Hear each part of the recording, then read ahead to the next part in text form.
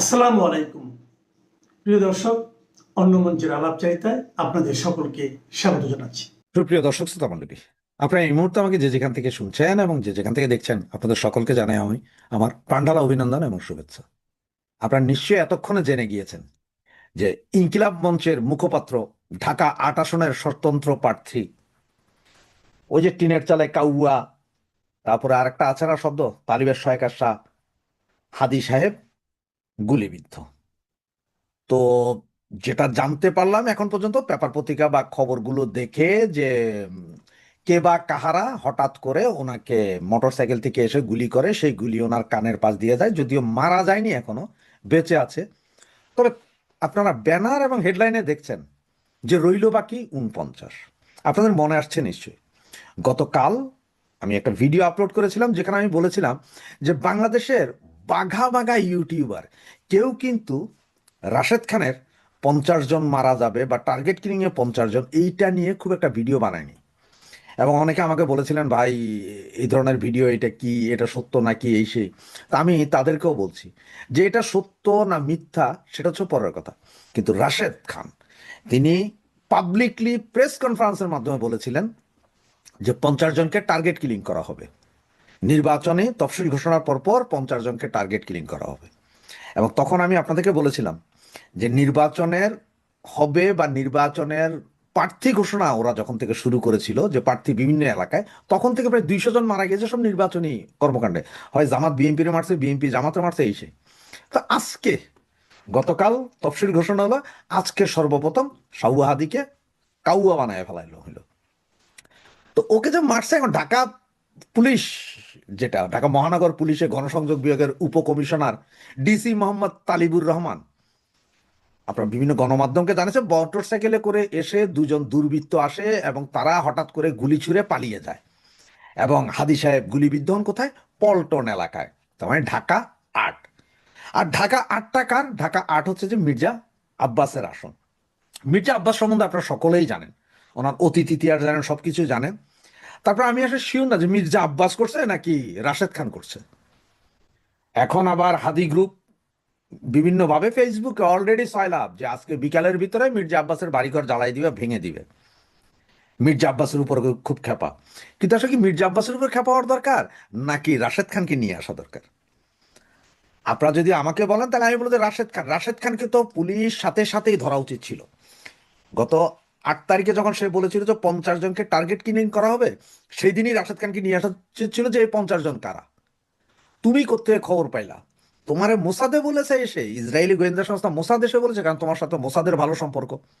আমার এর আগের বেশ কিছু ভিডিওতে আপনাদের বলেছিলাম যে বাংলাদেশে আমেরিকান গোয়েন্দা সংস্থার লোক আছে, টার্কির গোয়েন্দা সংস্থার লোক আছে, মোসাদের গোয়েন্দা সংস্থার লোক আছে, পাকিস্তানের গোয়েন্দা সংস্থার লোকও আছে।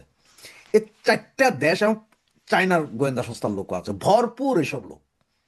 কে কোথায় কখন কাকে টার্গেট কিলিং করবে সেটা রাশেদ খান কিভাবে জানলো? রাশেদ খান কিভাবে স্পেসিফিক্যালি ৫০ জনের কথা বললো?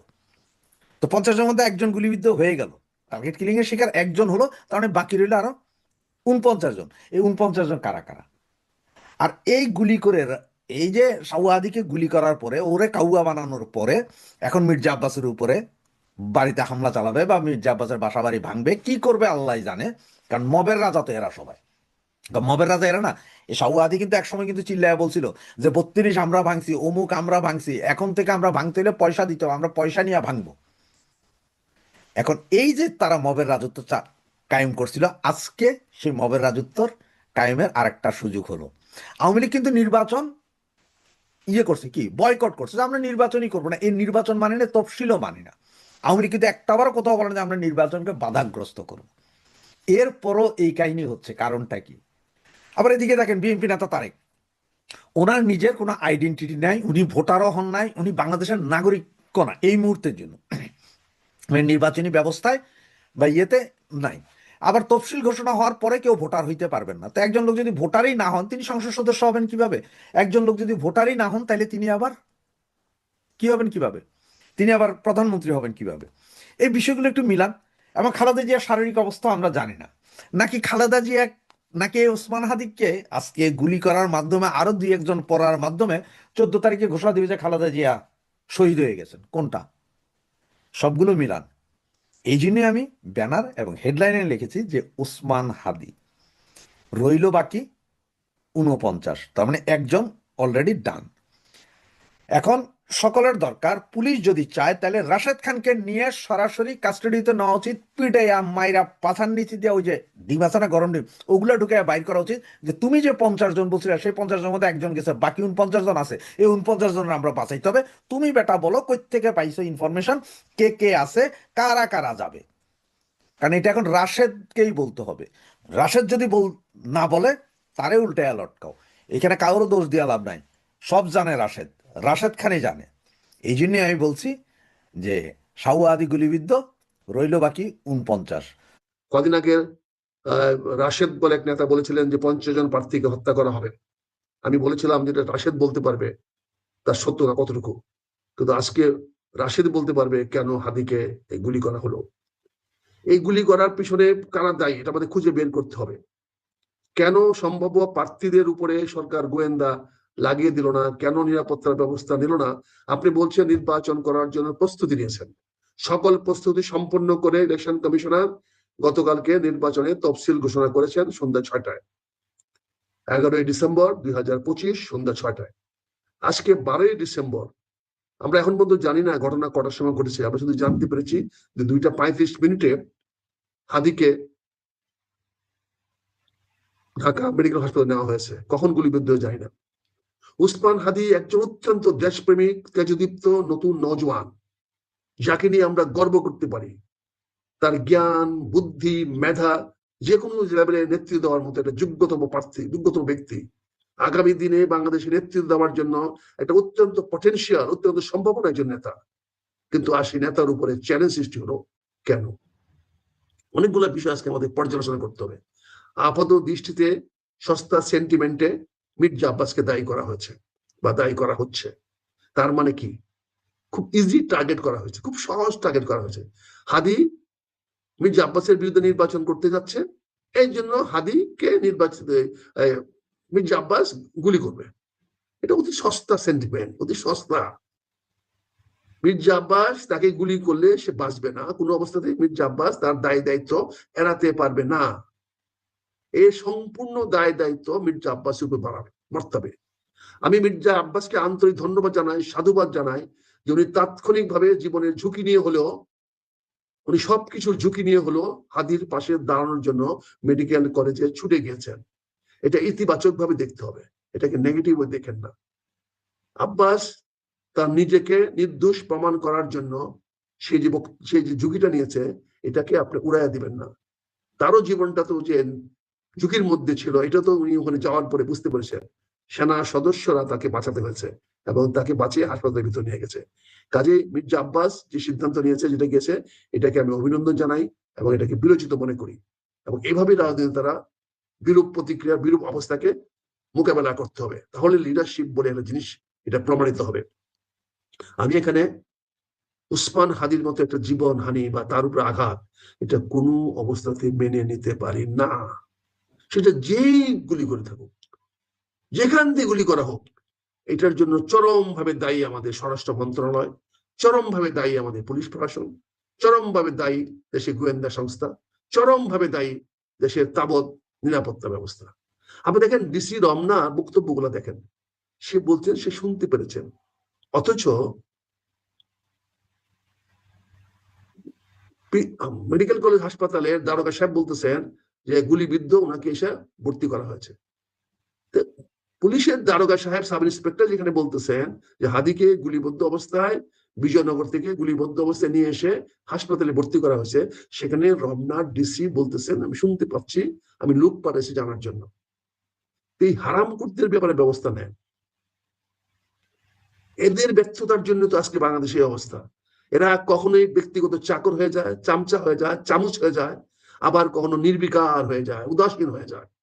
কি ধরনের একটা উদাসীন কর্মকর্তা অফিসার হইলে পরে বলতে পারে আমি শুনেছি? তার কত বড় অডাসিটি দেখেন।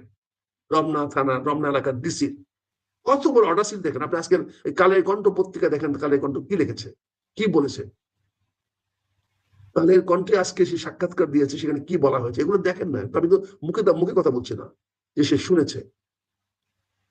মেডিকেল কলেজে নিয়ে গেছে রুগীকে, সে শুনেছে, এই যে নেওয়ার সময়টা পর্যন্ত পুলিশের কাছ থেকে সে কোনো রিপোর্ট পাইল না। এটা কি ভাবা যায়, চিন্তা করা যায় যে আমার পুলিশ কত বড় নির্বিকার, যাকে আমি 24 আওয়ার্স এর জন্য তার কানে দিয়ে রাখছি ওয়্যারলেস, টেলিফোন দিয়ে রাখছি, মোবাইল দিয়ে রাখছি, আর সারাদিন শালার বাচ্চারা হ্যালো হ্যালো হ্যালো হ্যালো করে। কোন ভিআইপি কোন রাস্তাতে যাচ্ছে, ওই সারাদিন হ্যালো হ্যালো করতে থাকে। আরেকটা জাতীয় নেতা উসমান হাদি কোন ছাত্র নেতা না, কোন যুব নেতা না, কোন ইয়াং তরুণ নেতা নয়, সে এখন জাতীয় নেতা পর্যায়ে চলে গেছে। সেই উসমান হাদির উপরে গুলি হয়েছে আর পুলিশ বলবে আমি শুনেছি, তার মানে মনে হয় এই পুলিশরা দায়ী। তার মানে বলা মনে হয় এই রমনা থানার এই ডিসি আগে থেকে জানতো এই ঘটনাটা ঘটবে, তাহলে সে বলতে পারতো না শুনেছি। সে তাৎক্ষণিক দৌড়ে ওই ঘটনায় যেত। তার অন্যতম দায়িত্ব ছিল, প্রাথমিক অবস্থায় দায়িত্ব ছিল ইউনিফর্মটা পরে 5 মিনিটের মধ্যে দৌড়ে 10 থেকে 15 মিনিটের মধ্যে গিয়া অন দা স্পটে পৌঁছা এবং অন্য সবাইকে ফোন করে দেওয়া যে তোমরা হাসপাতালে যাও, অমুক হাসপাতালে যাও, অমুক রাস্তায় যাও, অমুক আসামি ধরো, সমস্ত থানাকে অ্যালার্ট করে দেওয়া। এবং সিসি ক্যামেরায় যে মোটরসাইকেলটা দেওয়া যাচ্ছে সেই মোটরসাইকেলটা কার কি, ক্লোজ সার্কিটটাকে আরো ক্লোজ করো, করে আইডেন্টিফাই করো কে গুলি করেছে। তোমার সিসি ক্যামেরায় তো সেই গুলি দেওয়া লোকটা ধরা পড়েছে, তাহলে তুমি তাৎক্ষণিক সে ব্যবস্থা নাও নাই কেন? তার মানে প্রমাণ হতে যাচ্ছে যে ডিসি এটা পরোক্ষভাবে বা প্রত্যক্ষভাবে এই ঘটনার সম্বন্ধে তার ধারণা ছিল এইরকম একটা ঘটনা ঘটবে, তাই সে উদাসীন হয়ে বলছে আমি শুনতে পেরেছি। তার কোনো রিয়াকশন নাই, তার কোনো প্রতিক্রিয়া নাই। সে শুনতে পেরেছে এবং লোক সেখানে পাঠিয়েছে, নবাবের বাচ্চা। সে ঢাকার ডিসি, তার দায়িত্ব জনগণকে নিরাপত্তা দেওয়া, আর এই বেটা কি করেছে, লোক পাঠিয়েছে। এই হলো নবাবী, এই হলো তুগলকি আমাদের পুলিশ। ঢাকার মেট্রোপলিটন কমিশনার সাহেবকে অনুরোধ করব, বিষয়টি আপনি দয়া করে আল্লাহর ওয়াস্তে প্রফেশনালি দেখেন, আপনি পেশাভিত্তিক দেখেন, কোন দল ব্যক্তির প্রতি আপনি আনুগত্য না দেখিয়ে ঘটনার প্রতি আনুগত্য দেখান। উসমান হাদির মতো একটি জীবন অকালে ঝরে যাবে, এটা কখনোই বাংলাদেশের মানুষ মেনে নিতে পারবে না। আজকে ঢাকসুর বিপি যে প্রতিক্রিয়া জানিয়েছে, আমি সেই প্রতিক্রিয়াকে অভিনন্দন জানাই। হ্যাঁ, আমাদেরকে ঢাকা শহরকে ক্লিন করতে হবে, সেটা যদি ঢাকসুর নেতৃত্বে হয় আমি পূর্ণ সমর্থন জানাবো। ঢাকাকে আমরা চাঁদাবাজ মুক্ত করতে চাই, ঢাকাকে আমরা সন্ত্রাস মুক্ত করতে চাই, শুধু ঢাকাকে না সারা বাংলাদেশকে আমরা সন্ত্রাস মুক্ত করতে চাই, চাঁদাবাজ মুক্ত করতে চাই। ছাত্র শিবির যে বক্তব্য দিয়েছে আমি সেই বক্তব্যকে অভিনন্দন জানাই, এই স্পিরিটকে অভিনন্দন জানাই। আমার ছাত্র দলের দুই নেতা যে বক্তব্য দিয়েছে, সভাপতি এবং সেক্রেটারি যে বক্তব্য, তাৎক্ষণিক যে বক্তব্য দিয়েছে, আমি তাদেরকে অভিনন্দন জানাই। এই প্রজন্মকেই আমার দেশটাকে ক্লিন করতে হবে, সন্ত্রাস মুক্ত করতে হবে, এই দুর্নীতিবাজদের হাতে মুক্ত করতে হবে। এইটা তারুণ্যরাই পারবে, তরুণরাই পারবে। এই তরুণরা তাৎক্ষণিকভাবে যে প্রতিক্রিয়া দেখিয়েছেন, এটা অনেক জাতীয় নেতা এখন পর্যন্ত কথা বলতে পারেন নাই। দুর্ভাগ্য, জাতীয় নেতারা এই ব্যাপারে কোনো বলিষ্ঠ পদক্ষেপ নিতে পারেন নাই, কোনো বলিষ্ঠ ব্যবস্থা নিতে পারেন নাই। উসমান হাদির মতো একটি লোককে মসজিদের নামাজ পড়ে এসে নির্বাচনী প্রচারণায় গুলিবিদ্ধ হবে, আর আমার স্বরাষ্ট্রমন্ত্রী লেফটেন্যান্ট জেনারেল সাহেব দুপুরে লাঞ্চ করবেন, ক্ষমতায় থাকবেন। Sorry general, you have miserably failed. আপনি আপনার দায়িত্ব পালন করতে অত্যন্ত লজ্জাস্কর ব্যর্থ হয়েছেন, অত্যন্ত নিন্দনীয় ভাবে ব্যর্থ হয়েছেন। এই ব্যর্থতার দায়িত্ব নিয়ে আপনি কি সসম্মানে পদটা আজকে ছেড়ে দিবেন? এদেশে মানুষের অভাব নাই, স্বরাষ্ট্র মন্ত্রণালয় চালানোর মতো আপনার যে এফিসিয়েন্সি লোক আমি ডজন বলবো না, শত বলবো না, হাজারে আছে, অনেকে আছেন যারা অনেক ভালোভাবে স্বরাষ্ট্র মন্ত্রণালয়কে এই দুঃসময়ে দুর্দিনে নেতৃত্ব দিতে পারবে। আপনার পুলিশ যেখানে বলে আমি শুনেছি, তাতে বোঝাই যাচ্ছে আপনার পুলিশ প্রশাসন কতটা উদাসীন। আজকে হাদির মৃত্যু হয়েছে, রাশিদের কথা মতো মৃত্যু হয়েছিলাম জানি না, সরি, যেহেতু লাইফ সাপোর্টে আছেন, কোমাতে আছেন, সেখানে সম্ভাবনাটা শতভাগ হয়তো আমরা তাকে ফিরে নাও পেতে পারি। কারণ ডক্টর বলেছেন কমায় আছে, এবং নাকের দিয়ে যদি কানের পাশ দিয়ে গুলি করা হয় আর সেই গুলি যদি ভিতরের দিকে যায়, পাশ দিয়ে চলে গেলে হয়তো কানটা ছিঁড়ে যেত, তাহলে তো অজ্ঞান হওয়ার কথা না। কিন্তু উনি কমায় চলে গেছেন, তার মানে গুলিটা ভিতরে গিয়েছেন। সে অস্ত্রোপচার করা ছাড়া তো বের করে আনা যাবে না, এবং বলেছেন তাকে কৃত্রিম ভাবে তাকে এখন রক্ষা করা হচ্ছে। আপনারা বলেছেন লাইফ সাপোর্টে আছেন, আমি জানি না সত্য না মিথ্যা, যেহেতু পুনিয়া তুমি বলেছো লাইফ সাপোর্টে আছে, নিশ্চয়ই তুমি যেহেতু বলেছো ব্রেন ডেথ হয়েছে, তোমার কথাটাকে আমি সত্যি ধরে নিয়ে বলছি, তাহলে শুধু সময়ও না, আমাদের অপেক্ষা করতে হবে। এখানেও আবার দেশমাতা খালেদা জিয়ার মতো নাটক করা হবে কিনা, এখানেও আবার মেডিকেল কলেজে তাকে শুয়ে রেখে জাতিকে শান্ত করার চেষ্টা করা হবে কিনা, হয়তো তাৎক্ষণিক ডেথ নিউজ সারা বাংলাদেশে এটা আগুনের স্ফুলিঙ্গের মতো কাজ করতে পারে, হয়তো নতুন করে আবার বিপ্লব শুরু হয়ে যেতে পারে, আবার নতুন করে জাগরণ তৈরি হয়ে যেতে পারে, যে কথাটা ডাকসুর বিবি বলেছেন, নতুন অভ্যুত্থান শুরু হবে ঢাকা মহানগর ঘিরে, এটাও হয়ে যেতে পারে। এই যে তাৎক্ষণিক যদি এরকম একটা খবর চলে আসে, একটা হৃদয় বিদারক নিউজ যদি বাংলাদেশের মানুষের সামনে চলে আসে, হয়তো তরুণ সমাজ, হয়তো তরুণ জীবন তারা হয়তো মেনে নাও নিতে পারে। উসমান হাদি কোনো দলের না, উসমান হাদি একজন ব্যক্তি, মানুষের বিবেক, জনগণের বিবেক। উসমান হাদি এই পর্যন্ত কথা বলেছেন, টেলিভিশন টক শোতে বলেছেন, রাজনৈতিক মাঠে মঞ্চে বলেছেন, মতিঝিলের এলাকাতে বলেছেন, সকল বক্তব্য প্রতিটা মানুষ সাদরে গ্রহণ করেছে। উসমান হাদিকে তার আগামী দিনের নেতৃত্বের কোটায় বসিয়েছেন, এটা উসমান হাদির অ্যাচিভমেন্ট ছিল। আজকে কোনো একটি তৃতীয় পক্ষ দেশে একটা বিশৃঙ্খলা লাগানোর জন্য গুপ্ত বাহিনী হত্যাটা করিয়েছে। এখানে আমি বিশ্বাস করার মতো কোনো উপাদান আমার কাছে নাই, এবং আমি ক্রিটিক্যালি অ্যানালাইসিস করলেও আমি দেখতে পাই যে মির্জা আব্বাসের এখানে এই ঘাতক বাহিনী পাঠানোর কোনো কারণ নাই, কোনো যুক্তি নাই, কারণ এই দায়িত্ব তার কাঁধে পড়বে।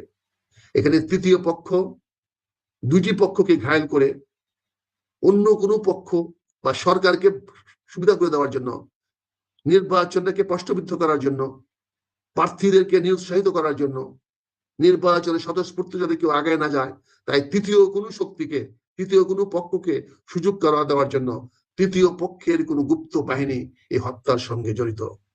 জানি স্পষ্ট করে তাদের নাম বললে আমিও তাদের শিকারে পরিণত হতে পারি, তারপরেও বলবো এটার সঙ্গে বিএনপি জড়িত নয়, এটার সঙ্গে জামাত ইসলাম জড়িত নয়, এটার সঙ্গে ছাত্র শিবির জড়িত নয়, এটার সঙ্গে এনসিপি জড়িত নয়, এটার সঙ্গে হাদির তো কোনো দলে নাই, সে স্বতন্ত্র প্রার্থী। এটার সঙ্গে একটি গুপ্ত বাহিনী জড়িত। এই গুপ্ত বাহিনী বাংলাদেশ সৃষ্টি হয়েছে, তাদের কাছে প্রচুর অস্ত্র আছে। তারা কিন্তু কোনো রাজনৈতিক দলের ফ্রন্ট লাইন না, তারা না বিএনপির ফ্রন্ট লাইন, না জামাত ইসলামের ফ্রন্ট লাইন, না তারা শিবিরের ফ্রন্ট লাইন, না তারা ছাত্র দলের ফ্রন্ট লাইন, না তারা এনসিবির ফ্রন্ট লাইন, না তারা বৈষম্য ছাত্র আন্দোলনের ছাত্রদের ফ্রন্ট লাইন। এটা একটা গুপ্ত বাহিনী যারা এই দেশের রাজনীতিটাকে নিয়ন্ত্রণ করার চেষ্টা করছে, এদেশের রাজনীতিকে তাদের অস্ত্রের কাছে জিম্মি রাখার চেষ্টা করছে।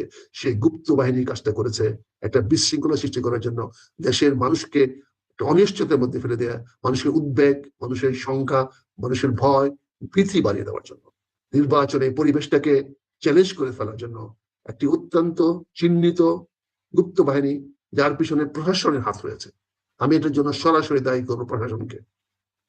ডক্টর ইউনূস কিন্তু প্রশাসনে অনেক কিছু তার নিয়ন্ত্রণে নাই। Doctor Yunus is an innocent gentleman. He may be very big graded player. He may be high staked player. But সব খেলা তো, সব তুরুপের তাস ওনার হাতে নাই। ওনার উইদিন দি গভর্নমেন্ট, ওনার আরো গভর্নমেন্ট তৈরি হয়ে গেছে, উপদেষ্টা মন্ডলীর মধ্যে আরো উপদেষ্টা মন্ডলী তৈরি হয়ে গেছে, অনেকগুলো সাব গ্রুপ তৈরি হয়ে গেছে, যার নিয়ন্ত্রণ প্রধান উপদেষ্টা ডক্টর ইউনূস সাহেবের হাতে নাই। এখানে এমন একটি গুপ্ত ঘাতক সরকারের কোনো না কোনো মদতে এখানে আছে। আমরা যে কোনো সময় দেখি নির্বাচনের ঘোষণা হওয়ার প্রথম শর্তই হলো 5 থেকে 7 দিন অবৈধ অস্ত্র উদ্ধার করার জন্য সারা দেশব্যাপী একটি সাঁড়াশি অভিযান চালানো হয়।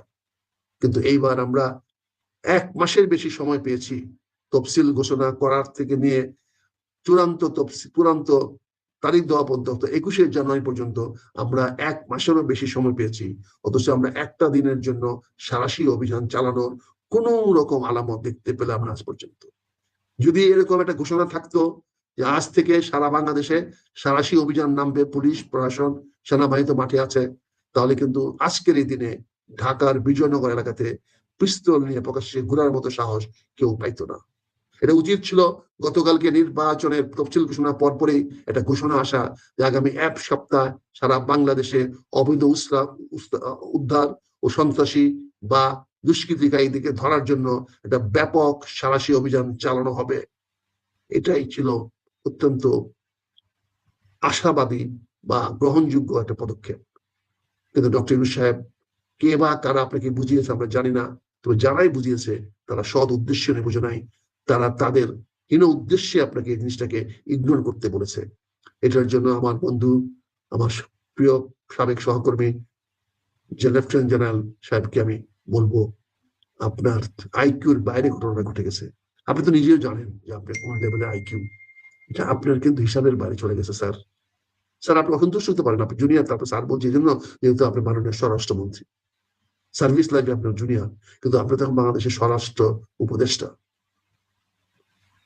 এটা আপনার আপনার আইকিউর উপরে স্যার। আপনি বুঝতে পারেন না যে নির্বাচন তফসিল ঘোষণা করার পরে সবচেয়ে তৎপর যে বাহিনীটা হইতে হয় সেটা হলো স্বরাষ্ট্র মন্ত্রণালয়। সবচেয়ে বেশি মাঠে নামে নেমে যেতে হয় সেটা হচ্ছে পুলিশকে এবং স্থানীয় প্রশাসনকে। একযোগে সবাই মাঠে নেমে এই সন্ত্রাসীদের উপর একটা মনস্তাত্ত্বিক চাপ সৃষ্টি করতে হয়, যাতে তারা প্রকাশ্যেও অবৈধ অস্ত্র নিয়ে ঘোরাফেরা করতে না পারে। যদি এরকম একটা পদক্ষেপ আপনি নিতেন, তাহলে আজকে এই হাদির মতো একজন উদীয়মান তরুণ নেতার এই করুণ পরিণতি আমাদের দেখতে হতো না। এটার ব্যর্থতা স্বরাষ্ট্র উপদেষ্টা মহোদয়, যদি ব্যক্তিগতভাবে কাউকে দায়ী করতে হয় একমাত্র আপনি।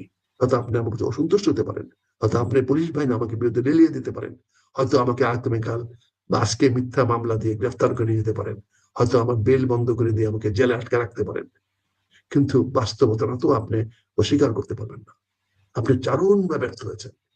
উসমান হাদির মতো একজন উচ্চ মার্কের উচ্চ শ্রেণীর একটা হাই গ্রেড রেড অ্যালার্ট নেতার গায়ে গুলি পড়বে, এটা মেনে নেওয়া যায় না, কোনো অবস্থাতে মেনে নেওয়া যায় না। প্রশ্ন উঠেছে, এই নির্বাচনটি কি আদৌ অনুষ্ঠিত হবে? আর যদি অনুষ্ঠিত হয়ও, এই নির্বাচনে কে জয়লাভ করবে? সেই বিষয় নিয়ে আলাপ করবার আগে অন্য একটা বিষয় নিয়ে একটু কথা বলতে চাই।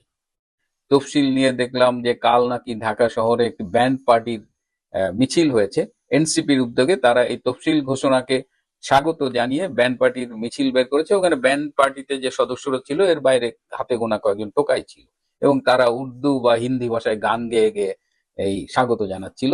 রাসেল স্কোয়ার থেকে এই তথ্যটি পাঠিয়েছিলেন একজন পথচারী। এদিকে ঢাকা শহরে কালকে রাত্রে কল্পনাতীত সংখ্যক ককটেল ফুটেছে, বিভিন্ন জায়গায় ককটেল ফুটেছে। তো এই ককটেলটা কেন ফুটলো, কারা ফুটালো, সেটি নিয়ে ইতিমধ্যে আলোচনা হচ্ছে। কারণ আমি যতদূর জানি যে আওয়ামী লীগের বর্তমানে এই অবস্থা, বা আওয়ামী লীগ যে ধরনের রাজনীতি করে, তাতে গতকাল রাতে আওয়ামী লীগের পক্ষ থেকে ককটেল ফোটানোর কোনো কারণ নাই, কিন্তু ককটেল ফুটেছে। আরো ইন্টারেস্টিং হলো যে গতকাল এই 16 মাসে মোটামুটি অন্ধ এবং বধির অবস্থায় দায়িত্ব পালন করেছেন বাংলাদেশের রাষ্ট্রপতি শাহাবুদ্দিন আহমেদ চুপু। কিন্তু হঠাৎ করে আমরা দেখলাম যে মার্কিন সংবাদ সংস্থা রয়টারের সাথে তার একটা সাক্ষাৎকার, এবং সেখানে তিনি অসন্তোষ প্রকাশ করেছেন ডক্টর ইউনূসের সাথে। গত 7 মাস তার সাথে কোনো যোগাযোগ নেই, তার প্রেস উইং বন্ধ করে দেওয়া হয়েছে। এখন মিলিয়ন ডলার প্রশ্ন হলো, যার প্রেস উইং নাই, যিনি গত 16 মাসে আমাদের সামনে তেমন কোনো কথা বলেননি, হঠাৎ করে তিনি কেন তার এই অসন্তোষ প্রকাশ করলেন এবং আগাম তার পদত্যাগের রোডম্যাপটা জানিয়ে রাখলেন যে নির্বাচনের পরে তিনি সরে দাঁড়াবেন? এটা কিসের আলামত? এইভাবে পরিবেশ অশান্ত করার জন্য ককটেল, হঠাৎ করে রাষ্ট্রপতির বিস্ফোরণ, তাও এই ভারত বা বাংলাদেশের কোনো মিডিয়ায় নাই, একেবারে আমেরিকার মিডিয়ায় এই বিস্ফোরণ। এগুলো কিন্তু আমাদের একটু চিন্তিত করে। কি হচ্ছে তাহলে? এদিকে নির্বাচন নিয়ে আমি গতকাল বলেছিলাম যে ডক্টর ইউনূস মোটামুটি কাউকেই পরোয়া করছেন না, তিনি তাড়াহুড়া করে এই নির্বাচনটা সেরে ফেলতে চাচ্ছেন। তিনি অনেকেই বলে থাকেন যে মার্কিন ডিপ স্টেটের সমর্থন নিয়ে তিনি এই যে অবৈধ ক্ষমতা দখল সেটি করেছিলেন, এবং এই যে জুলাই আগস্টের যে জঙ্গি অভ্যুত্থান, সেখানে ডক্টর ইউনূসের কিন্তু ফিনান্সিয়াল ইনভলভমেন্ট ছিল। হি invested A lot of money, তিনি সরাসরি ইনভেস্ট করেছে অথবা তিনি টাকা জোগাড় করেছিলেন, এবং বলা যায় যে 72% অর্থ ডক্টর ইউনূসের মাধ্যমে এখানে এসেছিল, মানে সে এই টাকাটা জোগাড় করেছিল। তো এই টোটাল জঙ্গি অভ্যুত্থানের ফিনান্সিয়ালি তার স্টেকটা সবচেয়ে বেশি। তো এখন যখন তিনি গ্যাড়াকলে পড়ছে, তিনি কিন্তু, এবং তার চেলারা বলতো যে 5 বছর ক্ষমতায় থাকবে, 50 বছরও নাকি পাবলিক তার ক্ষমতায় চায়। তো 5 বছর 50 বছরের এই ক্ষমতা মোহ ত্যাগ করে তিনি হঠাৎ কেন নির্বাচন দিতে বাধ্য হলেন বা নির্বাচন দিলেন, কারণ তিনি পরিস্থিতি বুঝে ফেলেছেন। এখন তিনি চাচ্ছেন যে তার মতো করে তিনি ক্ষমতা থেকে চলে যেতে চান এবং তার পছন্দের কাউকে ক্ষমতায় রেখে যেতে চান। ডক্টর ইউনূস এই গত 16 মাসে যেটা করেছেন, তিনি সবাইকেই হোপ দিয়েছেন। তিনি বিএনপিকে বলেছেন তিনি বিএনপিকে ক্ষমতায় আনার ব্যাপারে সহায়তা করবেন। বিএনপির তারেক রহমানের সাথে মিটিং করতে তিনি লন্ডন পর্যন্ত ছুটে গেছেন গত জুন মাসে। তো এখন এদিকে জামাতে ইসলাম এই জঙ্গি আন্দোলনের অন্যতম নেপথ্য শক্তি ছিল, মাঠে যারা কাজ করেছে। বিএনপি কিন্তু আন্দোলনের ষড়যন্ত্রের সাথে জড়িত ছিল না, আন্দোলনের ষড়যন্ত্রের সাথে জড়িত ছিল বেসিক্যালি জামাত শিবির। এই অভ্যুত্থানটা, এই যে জঙ্গি অভ্যুত্থানটা হিজবুত তাহরির, জামাত শিবির এরাই করেছে। ইউনূস ওয়াজ মাস্টারমাইন্ড, ওয়াকার ওয়াজ এ মাস্টারমাইন্ড। ওয়াকার একটা ভেরি ইম্পর্টেন্ট স্টেক হোল্ডার ছিল। তো সব মিলিয়ে এই যে অবস্থা তৈরি হয়েছে, এখন ইউনূস চাইছে যে সে তার পছন্দের দলকে ক্ষমতাটা দিয়ে চলে যেতে, এবং ইউনূসের পছন্দের দল হলো জামাতে ইসলাম, এবং জামাতে ইসলাম আরো ইসলামপন্থী দলরা মিলে এই নির্বাচনে অংশগ্রহণ করবে। আমাদের সেনা প্রধান জেনারেল ওয়াকার খান তিনিও জামাতে ইসলামকে ক্ষমতায় চান। সুতরাং এখন ইউনূস, সেনা প্রধান মিলে তারা সিদ্ধান্ত নিচ্ছে যে জামাতে ইসলামকে কি করে ক্ষমতায় আনা যায়। ইতিমধ্যেই সেনা প্রধান কিংবা তার প্রতিনিধিদের সাথে ডক্টর ইউনূসের প্রতিনিধি, জামাতে ইসলামের প্রতিনিধি, এদের মধ্যে একাধিক মিটিং হয়েছে, এবং ডক্টর ইউনূসের পক্ষে আরো কয়েকজন উপদেষ্টা কাজ করছে, আসিফ নজরুল, রেজওয়ানা চৌধুরী এবং আদিলুর রহমান।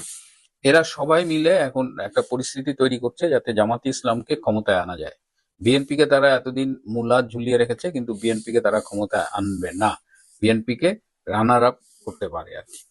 জামাতে ইসলামকে ক্ষমতায় আনতে হলে কি করতে হবে? কারণ জামাতে ইসলাম স্বাভাবিক উপায়ে, স্বাভাবিক নির্বাচনের মাধ্যমে ক্ষমতায় আসবে না, সেই সম্ভাবনা কিংবা বাস্তবতা বাংলাদেশে বিরাজ করছে না। সুতরাং জেনারেল ওয়াকারের সাথে ডক্টর ইউনূসের যে মিটিং হয়েছে এবং জামাত ইসলামের সাথেও যে মিটিংটা হয়েছে, তাতে হলো যে ইলেকশন ইঞ্জিনিয়ারিং করা হবে, এবং ইলেকশনের আগে আপনারা দেখবেন যে বিএনপির নেতাকর্মীদের ধরপাকড় অনেক আসনেই বেড়ে গেছে। তারা এমন ভাবে ইলেকশন ইঞ্জিনিয়ারিং করবে এবং এখানে সেনাবাহিনীর এক অংশকে কাজে লাগানো হবে, এবং অলরেডি ডিজিএফআই কে বিশেষ অ্যাসাইনমেন্ট দিয়েছে জেনারেল ওয়াকার খান, যেন তারা মাঠ পর্যায়ে গিয়ে জামাতের পক্ষে কাজ করে। এদিকে জামাত মাঠ পর্যায়ে যেটা করছে, তারা আওয়ামী লীগের ভোট ব্যাংকের দিকে হাত বাড়িয়েছে। তারা আওয়ামী লীগের ভোটারদের বাড়ি বাড়ি গিয়ে ভোট জামাতকে ভোট দিতে বলছে, এবং তারা থ্রেট করছে যে হয় জেলে থাকবা, নইলে ভোট দিতে যাইতে হবে এবং জামাতকে ভোট দিতে হবে। জামাত আরেকটা স্ট্র্যাটেজি নিয়েছে যে তারা মানে ভোটের পার্সেন্টেজ বাড়ানোর জন্য তারা বাড়ি বাড়ি গিয়ে ভোটের দিন তারা ফোর্স করবে ভোট কেন্দ্রে যাওয়ার জন্য। তো এই হলো, জামাত মোটামুটি ধরে নিয়েছে যে তারা ক্ষমতায় যাচ্ছে, এবং তাদের সাথে রয়েছে প্রশাসন, তাদের সাথে রয়েছে ডক্টর ইউনূস, এবং তাদের সাথে রয়েছে সেনাবাহিনী, বিশেষ করে জেনারেল ওয়াকার খান। তাহলে বিএনপির কি হবে?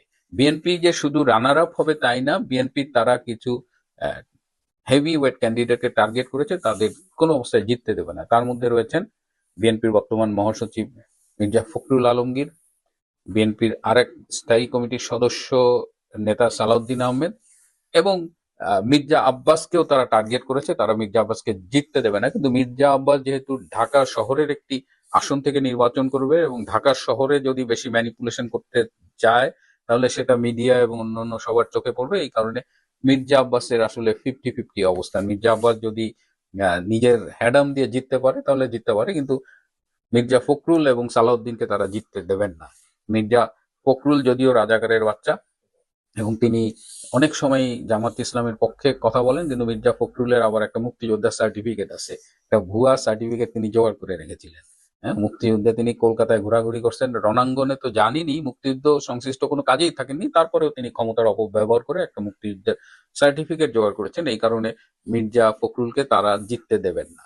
এই বাস্তবতায় ডক্টর ইউনূস সব গুছিয়ে এনেছেন বলে মনে করছেন, কিন্তু আদৌ কি নির্বাচন হবে কিনা, ডক্টর ইউনূস শেষ সময়ে মানে সেফ এক্সিট নেওয়ার জন্য একটা নির্বাচন করে পছন্দের দলকে ক্ষমতা দিয়ে যেতে পারবেন কিনা, সেই প্রশ্নটা কিন্তু রয়ে গেছে। এবং সেটি নিয়ে যেহেতু ইউটিউবে কথা বলছি, গ্রাজুয়ালি বলবো, সব সত্য সব সময় বলা যায় না, এটা একটা ইউটিউবের সমস্যা। তবে আমার এই গতকাল থেকে একটা গানের কথা খুব মনে পড়ছে, সেই কলিটা হলো যে, ফোটে যে ফুল আধার রাতে, ঝড়ে ধুলায় ভোর রাতে। আধার রাতে যে ফুল ফোটে সেটা ধুলোয় ঝরে যায় ভোরবেলাতে। পরের লাইনটা আপনাদের নিশ্চয়ই মনে আছে, কিংবা কোন গান এটা আপনাদের জন্য কুইজ রইল প্রিয় দর্শক। বলুন তো এটা নজরুল ইসলামের কোন গানের লাইন বললাম? এবং আমার মনে হয় যে এই দুটো লাইন শেষমেশ ডক্টর ইউনূসকেও গাইতে হবে।